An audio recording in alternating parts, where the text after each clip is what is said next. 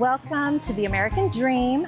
I'm your host, Susan Pitzer, and today is the National Day of the Cowboy. We're here in Oklahoma City at the Cowboy Hall of Fame, and I can't wait for you to see what's inside.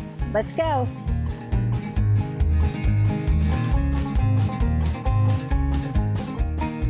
right, well, I'm here with Seth. Thank you for allowing us in. Well, thank you for coming down. Yes. Good day to be here. Yes. Well, I hear this is a new addition here. Yeah, so we're standing in front of our Find Your West immersive experience. So It's a brand new kind of prologue to the museum. So this is the main hallway down to our permanent collection galleries. Okay. And so this is the way in to our galleries. It's also the way out. Okay. And so as we go around the corner here, you're going to see kind of an introduction immersive experience to the main stories that we tell here at the museum. Yes, that sounds great. I'd love to see it. So the team that we work with, Lighthouse Immersive, they do these all over the world. They're out of Canada. The creative team was in Rome. We worked with, the set design was done by a gentleman named David Corinz. He did the set production for Hamilton on Broadway. He's Emmy Award winning, did the production for the Academy Awards. A couple of different things. So best of the best from all over the world worked together on this. So you're around the corner here and you're greeted by Canyon Princess. Yes. Used to be when you walked in before we built this, you could see it down the hallway, and now you come around that corner and it's boom, a big there surprise. it is. Yes. And so Very that was produced by a gentleman named Gerald Balsier. It's Colorado Ewell marble, a couple tons worth. Wow. And Gerald is one of our Prix de West artists. So Prix de West is the best of the best of Western artists. It's the premier Western art exhibition.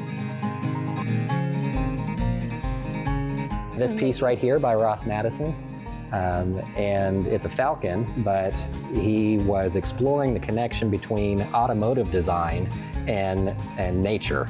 And so it's I could see a car coming out of that exactly. style. So that's why it's M1 Falcon black marble. Yes, so it looks almost like it's just going to take off right there. Exactly. Just add some wheels. Yeah. Very cool. Great piece. Yes.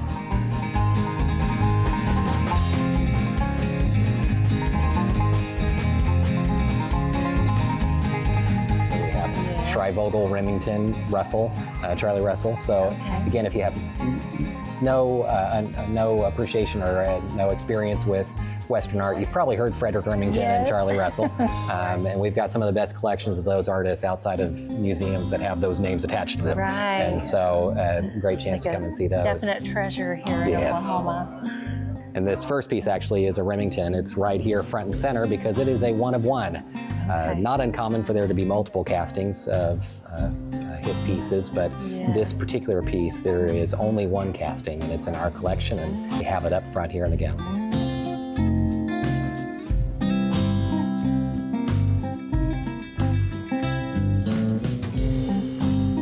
So again, you can't tell the story of the West without telling the story of the Western. The museum has enjoyed a connection to the Hollywood version of the West since its inception. So we started in 1955, opened the doors here in 1965, and we've had our Western Heritage Awards that entire time. And so that's acknowledging those who are producing the best works in film, music, literature, and again, that's a thriving culture as well. Yes, and so you'll see some of those heroes of the Western represented. Yes. We have an entire section dedicated to John Wayne. He was integral in the creation of this museum. His granddaughter still serves on our board. Oh, nice. And cool. So we are home to a good portion of his collection. When he passed, he left it here to the museum.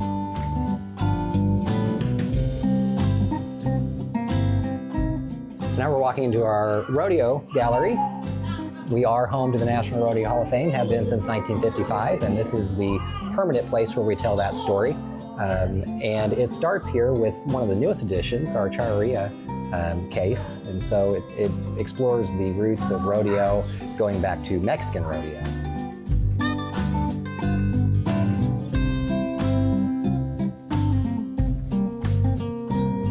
So we're in front of our PBR Interactive, one of our newest areas here. Like I said, just super excited about our connection now with PBR. Super proud to be home of their Hall of Fame, their Heroes and Legends. Unique things about PBR is they induct both the rodeo athlete and the animal into. So they have a bull that goes in every year and a rider that goes in.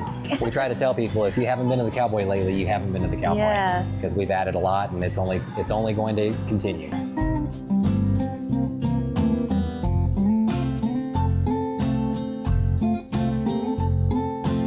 Again, the story of the Cowboy really starts in here with our Cowboy Gallery cattle trail map.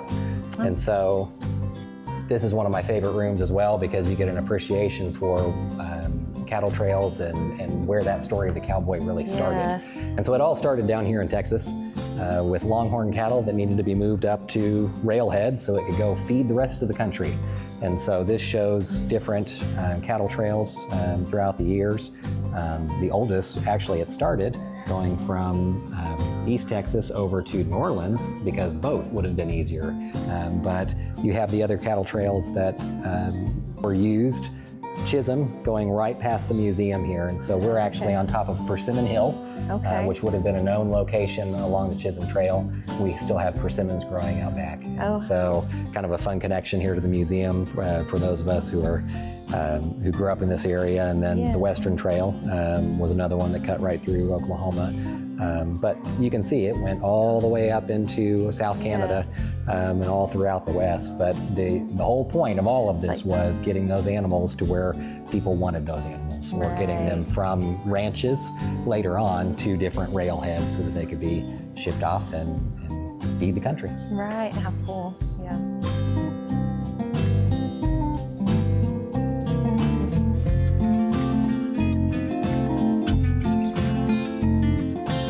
Thank you for coming along on this journey of exploring the Wild West. I'm your host, Susan Pitzer. Join me again next time on The American Dream.